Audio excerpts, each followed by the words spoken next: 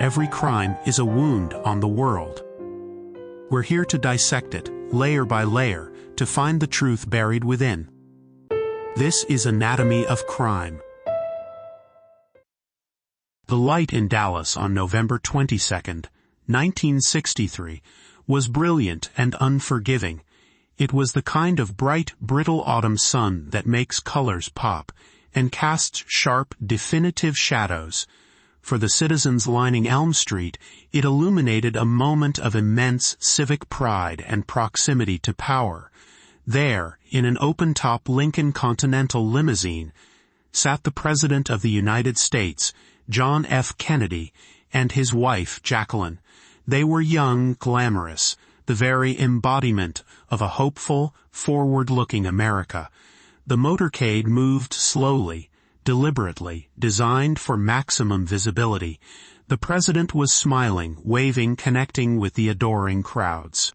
It was a scene of pure political theater, a portrait of American confidence. And then, a sound. A sharp, cracking sound that many in the crowd mistook for a firecracker or a car backfiring. It was a sound that didn't belong. In that same brilliant sunlight, a dressmaker named Abraham Zapruder stood on a concrete pedestal, holding an 8mm Bell and Howell home movie camera to his eye. He was not a professional journalist. He was just a man who wanted to capture a piece of history for his family. He felt the lens steady on the presidential limousine as it made the slow, deliberate turn onto Elm Street. Right below him, he saw the president waving, then saw him suddenly clutch at his throat, his smile frozen in a mask of confusion and pain. Zapruder kept filming. He saw Governor John Connally, seated in front of the president, collapse into his wife's lap. He saw the First Lady turn to her husband, a look of bewilderment on her face. And then, through his small viewfinder, Abraham Zapruder recorded the unimaginable. He captured a second, much louder crack, and saw the president's head erupt in a spray of red against the Texas sky. He captured the moment a nation's optimism was violently extinguished. His silent, shaky 26.6-second film would become the most scrutinized, debated, and dissected piece of forensic evidence in human history. The crime that unfolded on that street in Dallas was not just the murder of a man. It was the birth of a wound in the American psyche. It was a wound that refused to heal, that festered with questions, and that ultimately poisoned the nation's trust in its own institutions. The story of the Kennedy assassination is not merely the story of a rifleman in a window and a motorcade on a sunny day. It is the story of what came after. The frantic search for answers, the construction of an official narrative, and the profound, enduring doubts that narrative created. It is a story of evidence that seems to contradict itself, of a single bullet that defies the laws of physics, and of an investigation that, in its desperate attempt to provide clarity, only deepened the shadows. Today, we are not here to solve the Kennedy assassination. That is a task that has consumed thousands of books and millions of hours of debate, likely without end. Instead, we will dissect the anatomy of a national trauma. We will examine the investigation itself, the work of the Warren Commission, the forensic puzzle of the Zapruder film, and how the official story's own shortcomings created the fertile ground for the enduring conspiracy theories that deaf.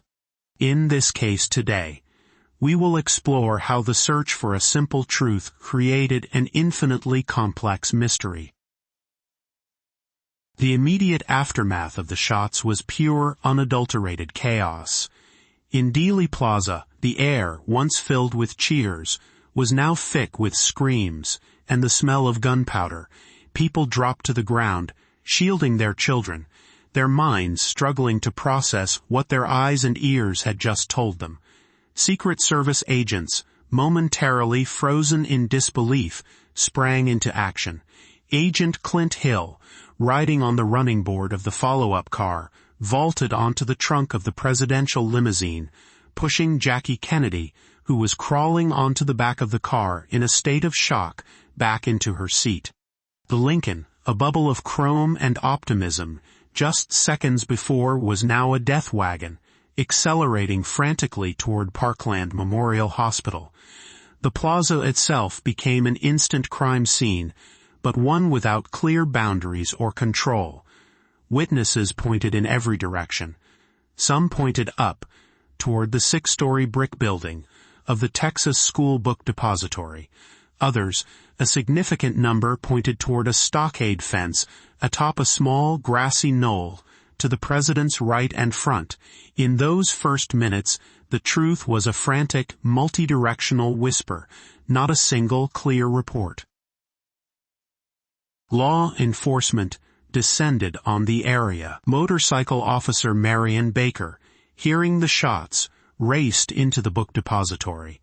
On the second-floor landing, he encountered a young man, calm and unruffled, walking away from the stairs. The building superintendent, Roy Truly, identified the man as an employee, Lee Harvey Oswald. He was allowed to pass. He bought a Coca-Cola from a vending machine, walked out the front door, and simply melted into the city. Meanwhile, high up on the 6th floor, investigators found a sniper's nest. 3 spent 6.5mm rifle cartridges were arranged neatly on the floor near the southeast corner window. Tucked behind a stack of book cartons was a bolt-action, Italian-made Mannlicher Carcano rifle, fitted with a cheap, misaligned telescopic sight. The official narrative had found its location. Now it needed its perpetrator. The rifle was traced back to a mail-order purchase by an A. Hidell, an alias linked to one man, Lee Harvey Oswald. An all-points bulletin was issued. Lee Harvey Oswald's journey after leaving the book depository was a strange, disjointed odyssey through the streets of Dallas. He boarded a city bus, but when it got stuck in the traffic jam caused by the very assassination he had allegedly just committed, he got off and took a cab to his rooming house. He arrived there around 1 o'clock in the afternoon, went inside for a few minutes, and emerged wearing a jacket and, police would later allege, carrying a .38 revolver. His movements were not those of a master conspirator with a clean getaway plan, nor were they the panicked flight of a man caught in the act. They were simply odd, and they were about to turn deadly once more. At approximately 1:15, Dallas police officer J.D. Tippit, patrolling the Oak Cliff neighborhood, spotted a man who matched the loose description of the assassination suspect. He pulled his patrol car alongside Oswald and called him over. After a brief exchange through the car window, Tippit got out of his vehicle. Oswald pulled out his revolver and fired 4 shots, killing the officer instantly. Multiple witnesses saw the shooting, providing a much clearer picture of this crime than the one at Dealey Plaza. Oswald was seen ejecting the spent cartridges as he fled, a deliberate act that left a clear evidentiary trail. The murder of a police officer escalated the manhunt to a fever pitch. The killer was now seen ducking into the Texas Theater, a local cinema, without paying. The cashier called the police. The theater lights were brought up, and in the sudden harsh glare, amidst the patrons watching the movie War is Hell, police closed in on the suspect. Oswald did not surrender peacefully. He shouted, "Well, it is all over now," and threw a punch at one officer while pulling his revolver with his other hand. The gun's hammer clicked down on an empty chamber as the police overwhelmed him, wrestling the weapon away. Dragged out into the daylight, blinking before the news cameras, he began shouting his famous, haunting refrain, "I am not resisting arrest. I'm just a patsy. I'm a patsy." For the next 48 hours, inside the Dallas police headquarters, the world would get a glimpse of this enigmatic, 24-year-old man. He was defiant, smirked at reporters, and denied everything.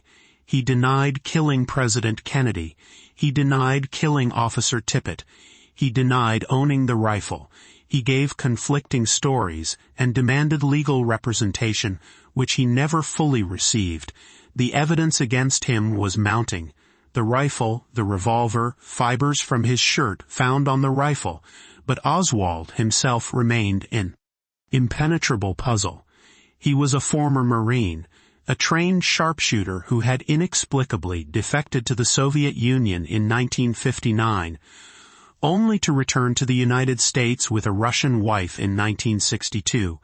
He was a self-proclaimed Marxist who had handed out pro-Castro leaflets in New Orleans, yet had also approached anti-Castro groups. He was a loner, a drifter, a man who seemed to inhabit the fringes of opposing ideologies. He was the perfect suspect for those who wanted a simple answer, and the perfect catalyst for those who suspected a deeper plot.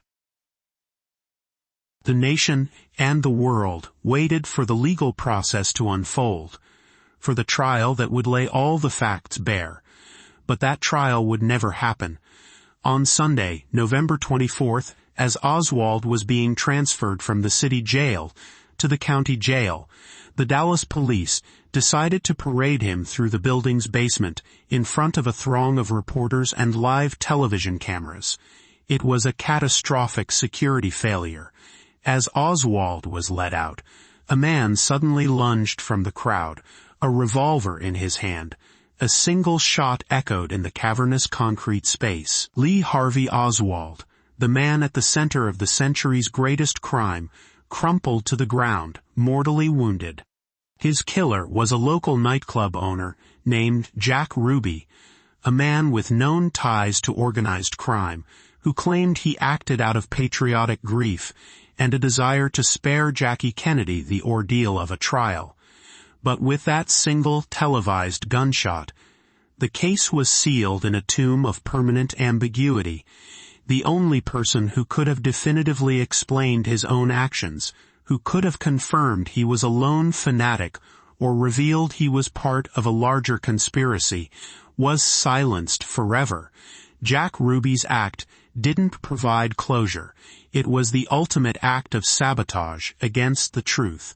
It was the moment a criminal investigation transformed into an enduring national mythology, because the star witness had just been murdered in police custody, live on national television. In the wake of this compounding tragedy, the nation was adrift in a sea of grief, confusion, and burgeoning suspicion. The new president, Lyndon B. Johnson, understood that the situation was untenable. Rumors were already flying that the assassination was a communist plot, a right-wing coup, a mob hit.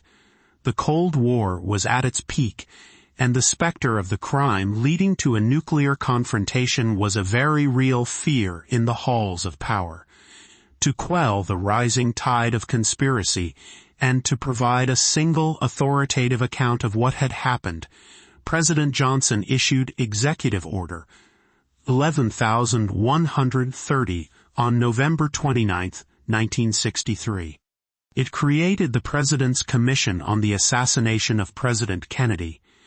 The commission was designed to be a symbol of unimpeachable authority.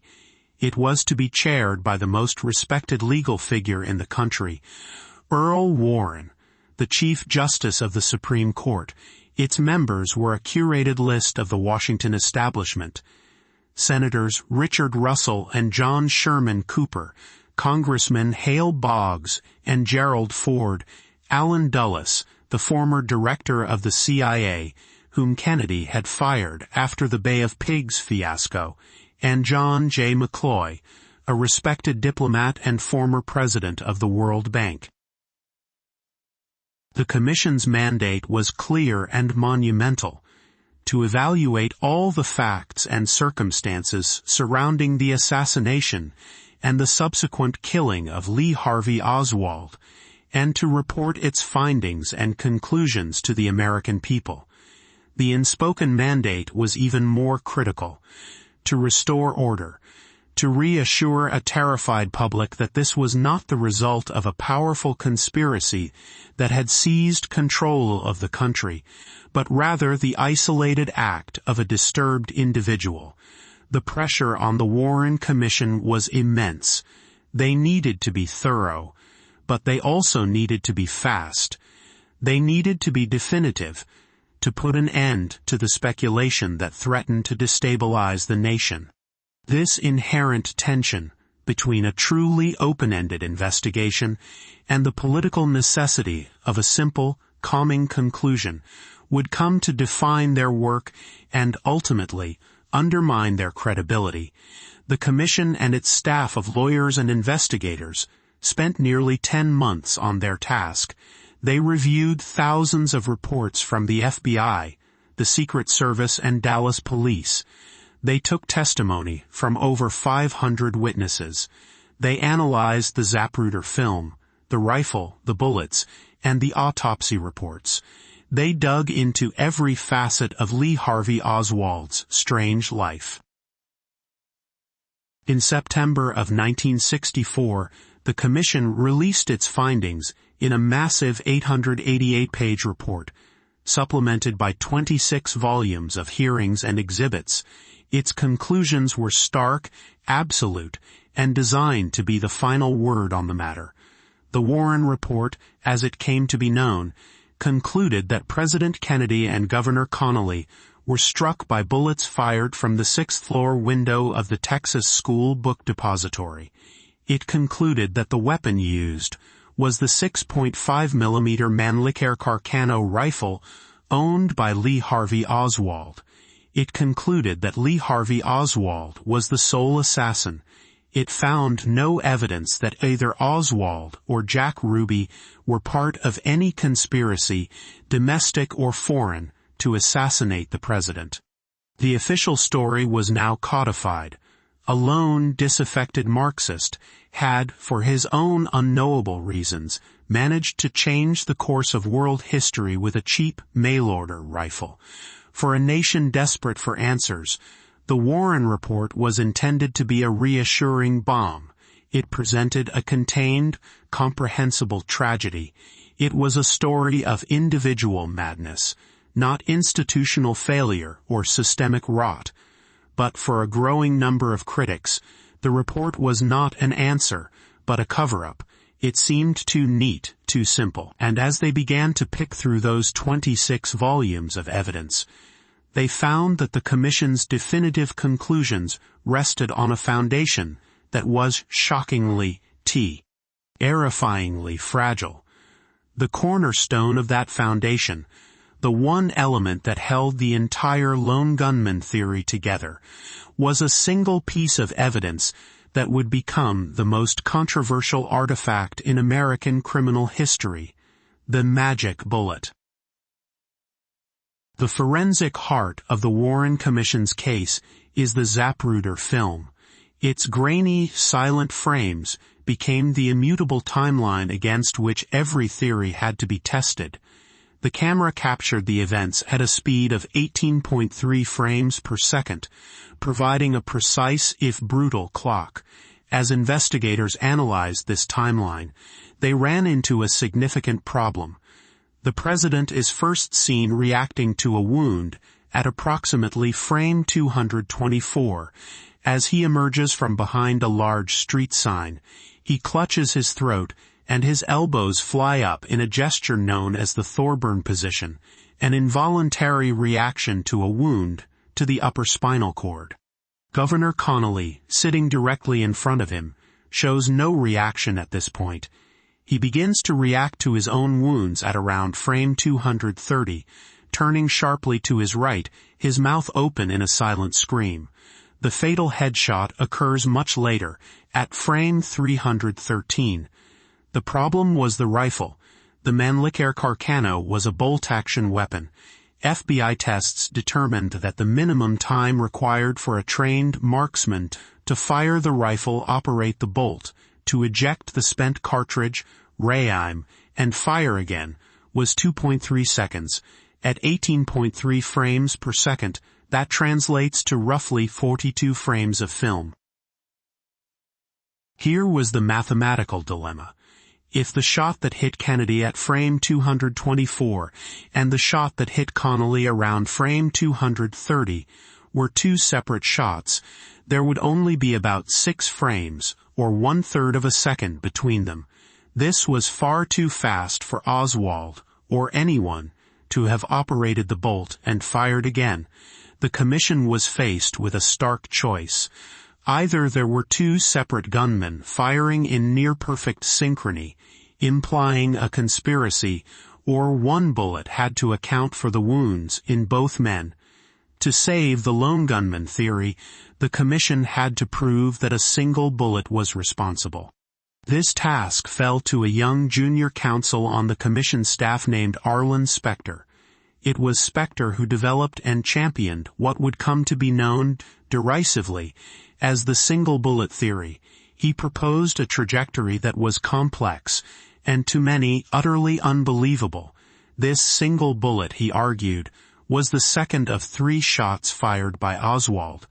The first shot missed the limousine entirely. The second shot was the crucial one. The third was the fatal headshot. According to Specter's theory, this second bullet embarked on an extraordinary journey. It entered President Kennedy's upper back, just to the right of his spine. It passed through his neck on a downward trajectory, exiting from the front of his throat without hitting any bone. This in itself was a point of contention, as the initial autopsy report and many doctors at Parkland Hospital had described the throat wound as one of entry. But the theory continued. After exiting Kennedy's throat, the bullet continued its downward path, traveling across the space between the two men. It then entered Governor Connolly's back, near his right armpit. It shattered his 5th rib, a significant piece of bone. It then exited his chest, just below his right nipple. Still flying, the bullet then passed through Connolly's right wrist, shattering the radius bone. Finally, it ended its journey by embedding itself superficially in his left thigh, from which it later fell out. In total, this one bullet allegedly created 7 separate wounds in 2 different men, breaking 2 major bones in the process. It was a remarkable, almost fantastic, sequence of events. The theory solved the timing problem on the Zapruder film, neatly preserving the lone gunman conclusion. But it created a new and perhaps more difficult problem of physical evidence. The linchpin of the entire single bullet theory was a single piece of evidence, Commission Exhibit 399, or CE 399. This was the bullet. It was a 6.5 millimeter full metal jacket bullet that a hospital engineer had discovered on a stretcher at Parkland Hospital. The stretcher was not the one that had carried President Kennedy, but it may have been the one that carried Governor Connolly. The chain of custody was imperfect from the start, but the real issue was the bullet's condition. When presented to the Warren Commission, CE 399 was almost perfectly intact. It had some slight flattening at its base, but it was not deformed, fragmented, or mushroomed in the way one would expect a projectile to be after shattering a human rib and a wrist bone. Test firings conducted by the Commission's own experts, in which similar bullets were fired through animal carcasses and human cadaver wrists, produced bullets that were significantly more deformed than CE 399. The bullet had lost only 1.5% of its original weight. To critics, it seemed impossible. They called it the magic bullet, a projectile that could change direction in midair, blast through bone without deforming, and then appear on a stretcher looking nearly pristine. For believers in the official story, it was a piece of incredible but plausible luck, a full metal jacket bullet, doing exactly what it was designed to do, pass through a soft target with minimal deformation. But for skeptics, CE 399 was the fatal flaw in the Warren Report. It was physical proof that the official narrative was a fiction, a lie constructed to hide a more complex and terrifying truth. The single bullet theory did not solve the mystery. For many, it became the mystery. It was the physical embodiment of the official story's struggle to make the evidence fit a predetermined conclusion, stretching the laws of physics and credibility to their breaking point. If the single bullet theory was the first major crack in the foundation of the official narrative, the autopsy of President Kennedy was the fissure that threatened to bring the entire structure down. The medical examination of the president's body should have been the most sober, meticulous, and definitive part of the investigation. It should have provided a clear, scientific roadmap of the wounds, answering fundamental questions about the number, direction, and nature of the shots. Instead, the autopsy performed on the night of November 22nd at Bethesda Naval Hospital in Maryland was a study in chaos, confusion, and jurisdictional conflict. It was an event so marred by procedural errors and outside pressure that its findings have been a source of bitter controversy for decades. The first problem was one of jurisdiction. The murder had occurred in Dallas, Texas.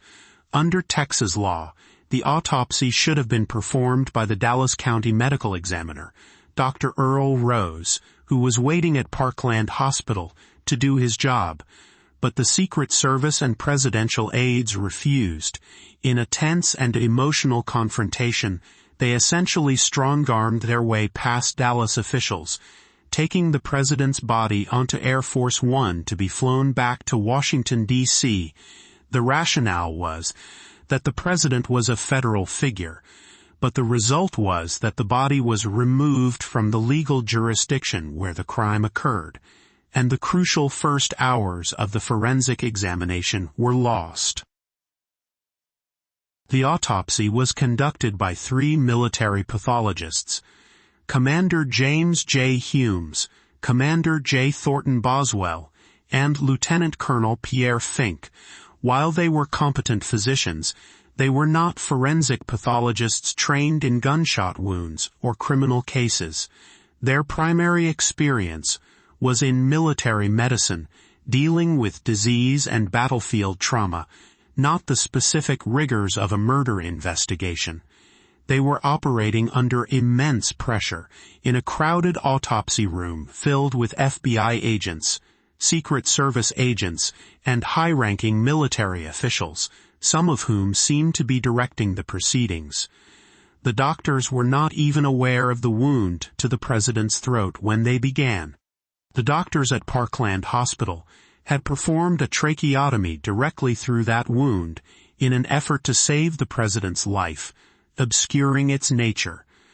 The Bethesda pathologists, without speaking to the Dallas doctors, assumed the tracheotomy incision had obliterated a wound, and they focused on what they saw, a wound in the upper back and a massive, devastating wound to the head.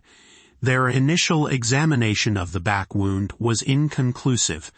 They probed it with a finger but could not determine its path or find an exit point. This was a critical failure. It led to their initial and now infamous conclusion that the bullet had penetrated the president's back by only a few inches and had not exited.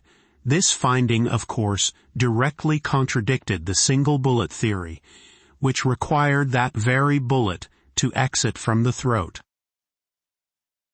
It was only the next day, after Dr. Humes spoke with one of the Parkland doctors by phone, that he realized the significance of the tracheotomy site.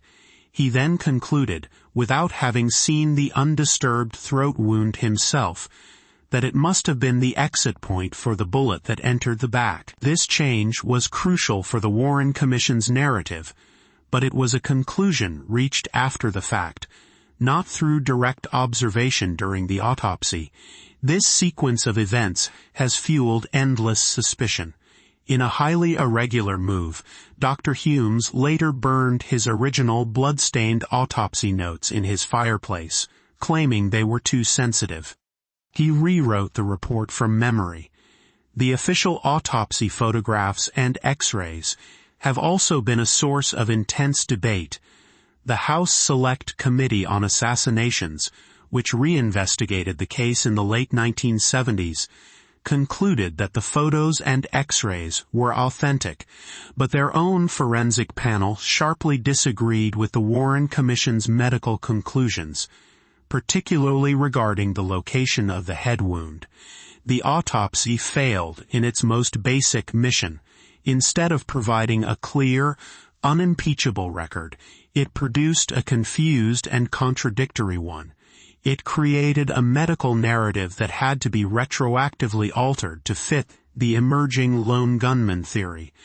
For critics, the story of the autopsy is the story of the entire investigation in miniature, a process driven not by a pure search for forensic truth, but by a need to reach a specific, predetermined conclusion, even if it meant ignoring or altering inconvenient facts along the way.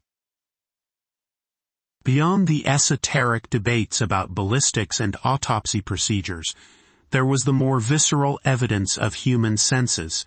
In Dealey Plaza that day, hundreds of people saw and heard the assassination. When the Warren Commission collected their testimony, a disturbing pattern emerged. While many witnesses did report hearing shots from the direction of the book depository, a significant number, over 50 individuals, reported hearing at least one shot from a completely different location.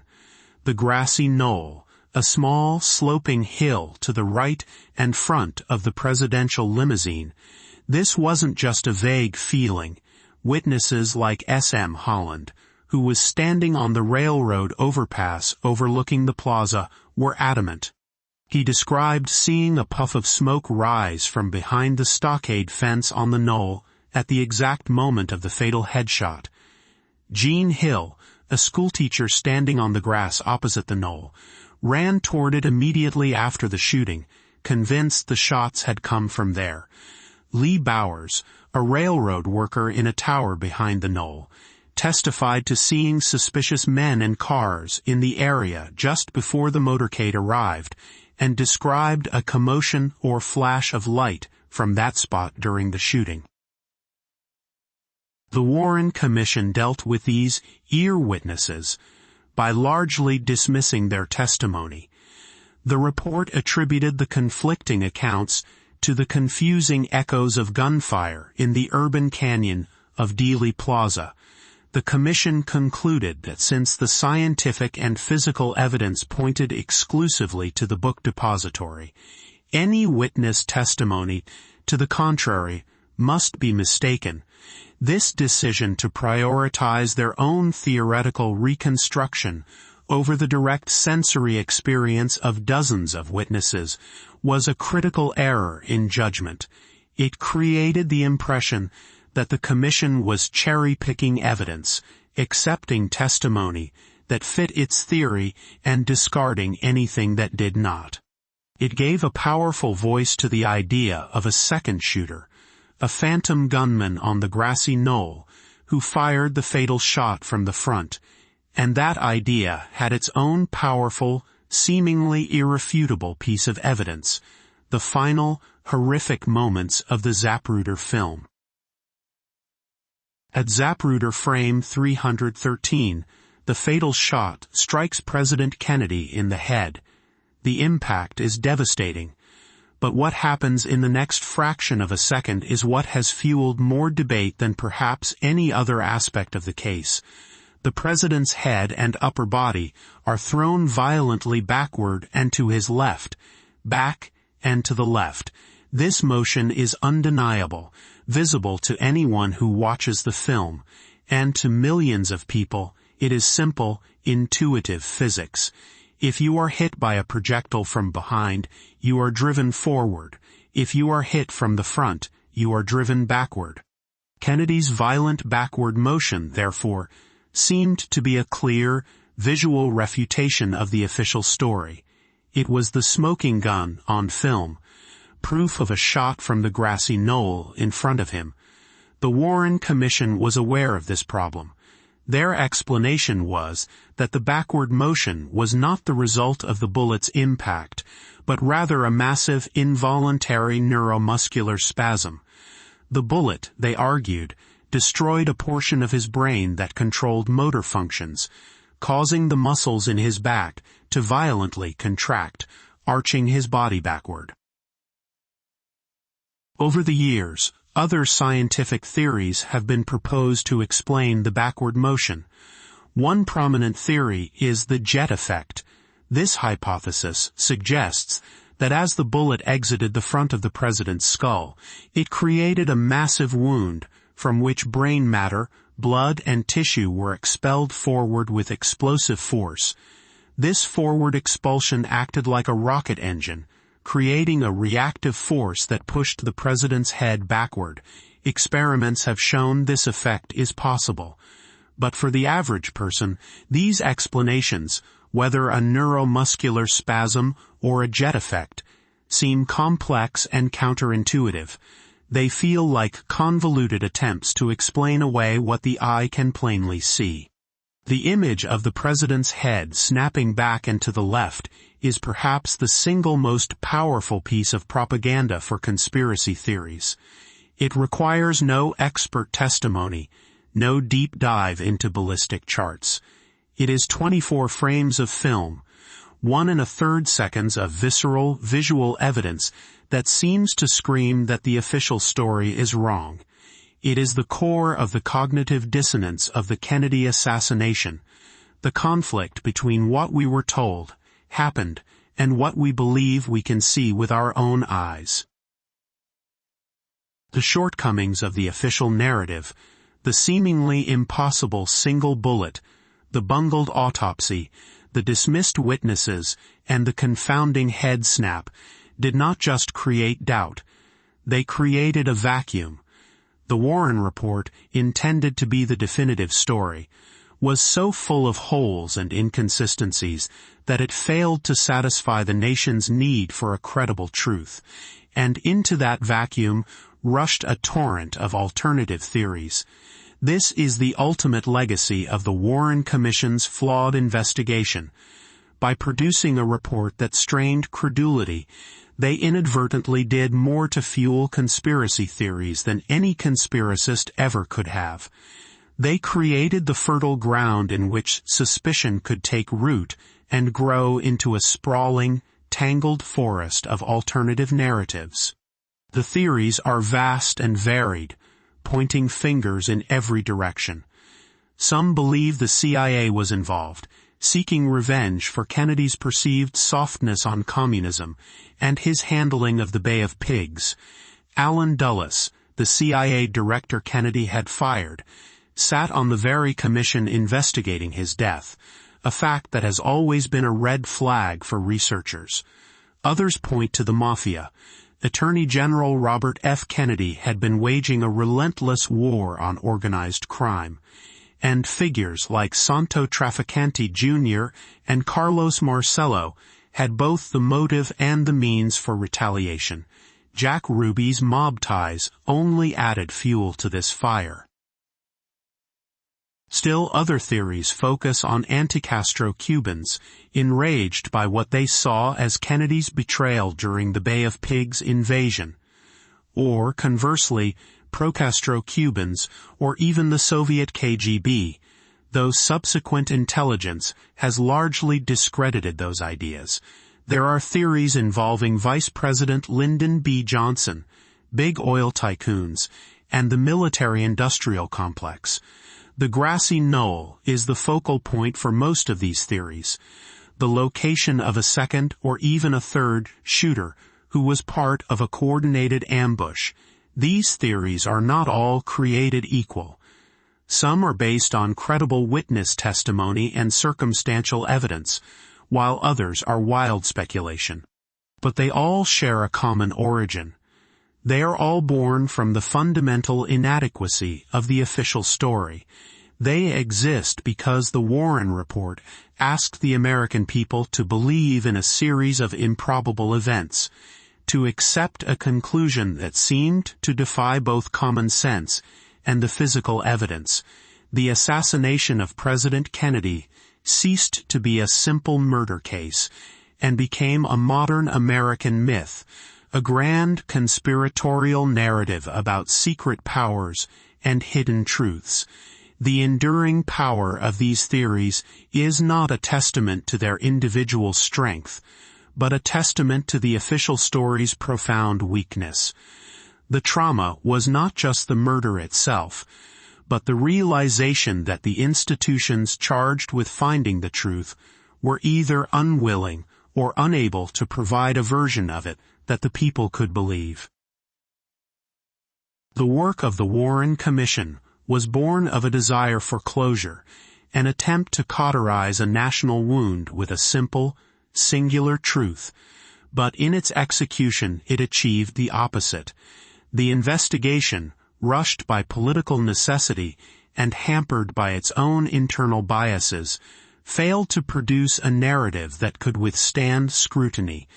The single bullet theory, conceived by Arlen Specter to solve a timing problem, became an emblem of absurdity for millions, a magic bullet that required a suspension of disbelief many were unwilling to grant. The chaotic autopsy at Bethesda, where medical procedure bowed to military and political pressure, left a permanent stain on the forensic record, creating ambiguities where there should have been certainty. The Commission's decision to dismiss the chorus of witnesses who heard shots from the grassy knoll, prioritizing its own reconstruction over direct human experience, felt less like objective analysis and more like the tailoring of facts to fit a conclusion. Each of these elements, the bullet, the body, the witnesses, became a fracture in the official story. This is the true anatomy of this national trauma. It lies not in the identity of a second gunman or the machinations of a shadowy cabal, but in the devastating failure of the official investigation itself.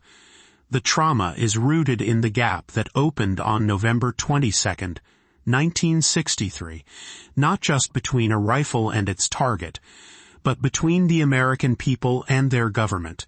The Warren Report was meant to bridge that gap, to restore faith. Instead, its flaws widened the chasm into a canyon of mistrust that persists to this day.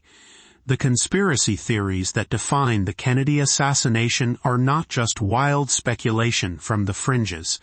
They are a direct, logical, and perhaps even necessary response to an official narrative that is fundamentally unbelievable. The public was given a choice between a ridiculously improbable truth and a darkly plausible conspiracy, and for more than half a century, a majority of Americans have chosen the latter. The unanswered questions of Dealey Plaza are not just a historical puzzle. They are the ghost in the American machine, a constant reminder of a moment when the nation lost its innocence, and then lost its faith in the very people who were supposed to explain why. Abraham Zapruder's silent 26-second home movie plays on a permanent loop in the nation's subconscious. The image of a president's head snapping backward, a wound that can never be closed, because the instrument that caused it remains, for so many, shrouded in the fog of an unbelievable official story. This has been Anatomy of Crime, where the truth is never simple, but always worth seeking.